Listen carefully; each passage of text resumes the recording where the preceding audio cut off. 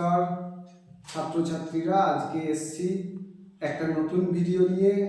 আমরা দেখলাম যে আজকে উচ্চ মাধ্যমিক পরীক্ষার ফিলোসফি বা দর্শন বিষয়ের চূড়ান্ত কোয়েশ্চেন বা পরীক্ষা দিয়েছো তোমরা, এবং সেই পরীক্ষার যে এমসিকিউ অ্যান্সার স্ক্রিপ্ট, সেই অ্যান্সার স্ক্রিপ্ট আমি আজকে দিতে চলেছি।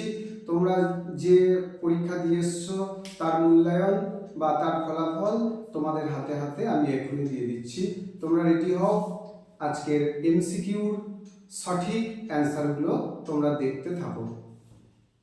আজকের ফিলোসফি পরীক্ষায় যে আমাদের বহুকল্প ভিত্তিক প্রশ্নাবলী বা এমসিকিউ যে 24টা লিখতে হয়, এমসিকিউ যে 24টা অ্যান্সার করতে হয়, সেই এমসিকিউর আমি রেজাল্ট বলতে চলেছি। প্রথম কোয়েশ্চেনটা দেখো। প্রথম কোয়েশ্চেনটা দেওয়া হয়েছে, অবরোহ যুক্তিবিজ্ঞান একটি বস্তুনিষ্ঠ বিচারবাদী শাস্ত্র, আকারনিষ্ঠ শাস্ত্র, কোনোটি নয়। তোমাদের যেটা রাইট অ্যান্সার সেটা হচ্ছে আকারনিষ্ঠ বিজ্ঞান। 2 নম্বরে চলে যাব, যদি কোনো অবরোহ যুক্তির সিদ্ধান্ত সত্য হয় তবে যুক্তিটি অবশ্যই বৈধ হবে। এইটা হচ্ছে অ্যান্সার। এরপর আসি 3 নম্বর কোশ্চেনে। বৈধতার প্রশ্নটি সম্বন্ধিত হলো অবরোহ যুক্তির সঙ্গে, এটা রাইট অ্যান্সার হবে। নাম্বার 4, একটি নিরপেক্ষ বচনের ড্যাশ অংশ আছে। একটি নিরপেক্ষ বচনের সঠিক উত্তর হবে সি এরটা 4টি অংশ আছে। কোন জাতীয়, 5 নম্বর কোশ্চেন, কোন জাতীয় যৌক্তিক বচনের উদ্দেশ্যপদ ব্যাপ্য হয়? লাইনটা ঘুরিয়ে দিয়েছে, বাট অসুবিধার কিছু নেই। না, আমাদের উত্তর হচ্ছে সামান্য বচন, এ বচন এবং ই বচন, এদের উদ্দেশ্যপদ ব্যাপ্য হয়। নাম্বার 6 কোশ্চেন দিয়েছে, এ বচনের বিপরীত বিরোধী বচন কি? আমরা দেখেছি যে বিপরীত বিরোধিতায় আবদ্ধ বচন দুটি হচ্ছে এ এর সঙ্গে ই, রাইট অ্যান্সার হবে ই বচন। নাম্বার 7, একই উদ্দেশ্য ও বিধেয় পদ বিশিষ্ট ড্যাশ এবং ড্যাশ বচনের মধ্যে অধীন বিপরীত বিরোধিতার সম্বন্ধ থাকে। এটা রাইট অ্যান্সার হবে আই এবং ও বচনের মধ্যে অধীন বিপরীত বিরোধিতার সম্বন্ধ থাকে।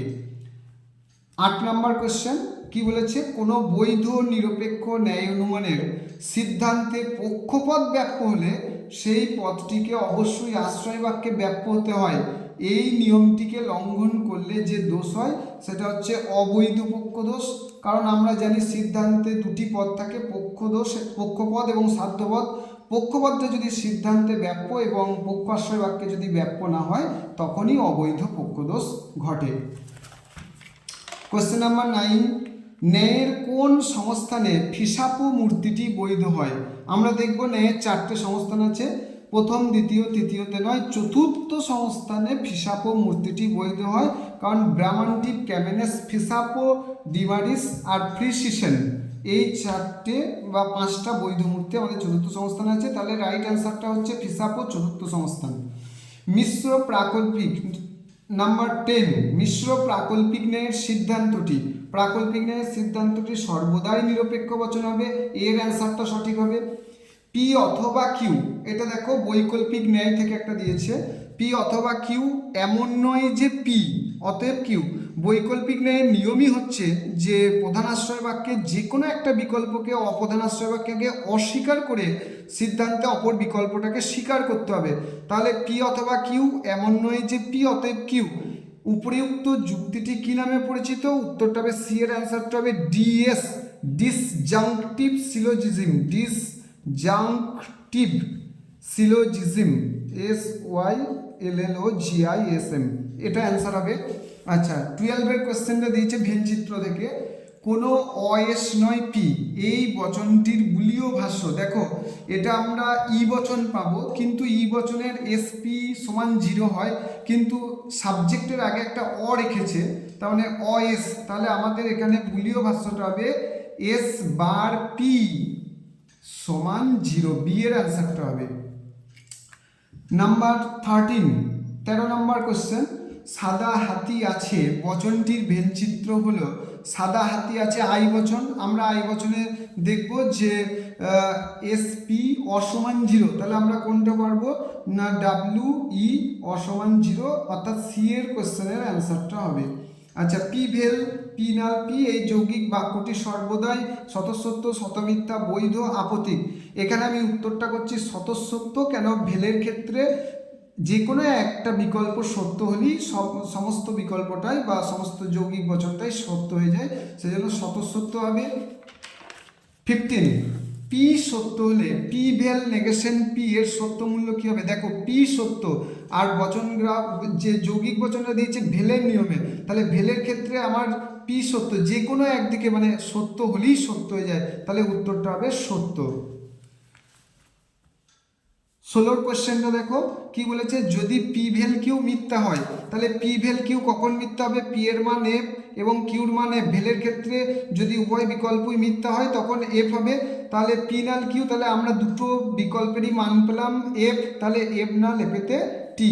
তাহলে আমাদের উত্তরটা হচ্ছে যে অবশ্যই সত্য হবে ই এর দাগেরটা। বৈজ্ঞানিক আরোহ অনুমানের আকারগত ভিত্তি, আমরা দেখেছিলাম যে বৈজ্ঞানিক আরোহের দুটো ভিত্তি আছে, একটা বস্তুগত ভিত্তি, একটা আকারগত ভিত্তি। বস্তুগত ভিত্তি হচ্ছে পর্যবেক্ষণ ও পরীক্ষণ, তাহলে আকারগত ভিত্তি হবে প্রকৃতির একরূপতা নীতি এবং কার্যকারণ নীতি। ডি এর কোশ্চেনটা আনসার হবে। আচ্ছা 10 আর এটা কত 15 18 কোশ্চেনটা হচ্ছে যে উপমা যুক্তির সিদ্ধান্তে সম্ভাব্যতার সর্বাপেক্ষা গুরুত্বপূর্ণ শর্তটি কি? সেটা উত্তর হবে বি এরটা, সাদৃশ্যের প্রাসঙ্গিকতা। 19 দাগের কোশ্চেনটা কি দিচ্ছে, আরোহমূলক লাভ কোন জাতীয় যুক্তি? আরোহমূলক লাভ, দেখো আমাদের অবরোহ যুক্তি আর আরোহ দু রকমের যুক্তি আছে, তাহলে আরোহ যুক্তির গুরুত্বপূর্ণ বৈশিষ্ট্য হচ্ছে আরোহমূলক লাভ বা আরোহমূলক ঝুঁকি। 20 দাগের কোশ্চেনটা পরিমাণের দিক থেকে কারণ ও কার্য সমান, এই কথা মনে করেন। আমরা দেখব যে কার্ভেড রিড দু প্রকার সংজ্ঞা দিয়েছিলেন, একটা গুণের দিক থেকে এবং একটা পরিমাণের দিক থেকে। হ্যাঁ, তাহলে কার্ভেড রিডের মতে পরিমাণের দিক থেকে কারণ হলো কার্যের সমান। 21 কোশ্চেনটা দিয়েছে ক ক্ষয়ের আবশ্যিক শর্ত, এ কথার অর্থ কি?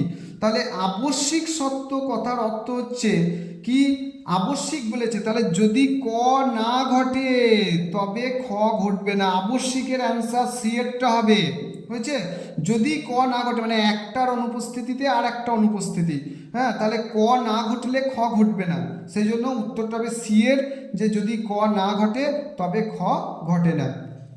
আচ্ছা 22 কোশ্চেনটা হচ্ছে বহুকানবাদের সমর্থক। বহুকানবাদের সমর্থক হচ্ছে মিল এবং বেইন। সি এর দাগের কোশ্চেনটা উত্তর হবে। এবার আসছি 23 কোশ্চেন, মিলের যে আরোহ পদ্ধতিটি কোনো অপ্রাসঙ্গিক ঘটনাকে বর্জন করতে পারে না, সেটা হলো আমাদের রাইট আনসার হবে ব্যতিরেকী পদ্ধতি। কারণ ব্যতিরেকী পদ্ধতিতে দুটো দৃষ্টান্ত যাচাই করা হয়, সহত্তক এবং নহত্তক দৃষ্টান্ত, এটা পরীক্ষণমূলক পদ্ধতি, সেজন্য এই পদ্ধতিটা এখানে আনসার হবে।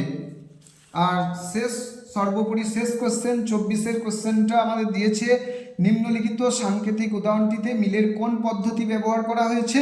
আমাদের যে সহত্তক দৃষ্টান্ত, নহত্তক দৃষ্টান্ত, সেটা হচ্ছে আমাদের একমাত্র অন্যই ব্যতিরেকী পদ্ধতি বা যুগ্ম পদ্ধতির এটা উত্তর হবে।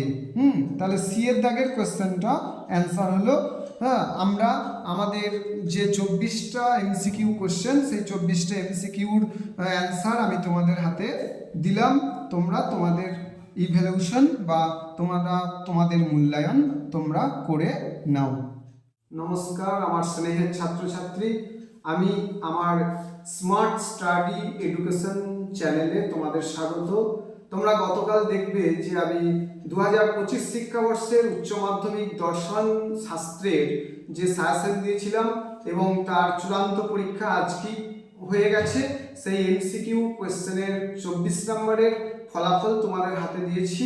তো ছাত্রছাত্রী এরকম শিক্ষামূলক ভিডিও পেতে আমার চ্যানেলটিকে শেয়ার, কমেন্ট এবং সাবস্ক্রাইব করতে ভুলো না।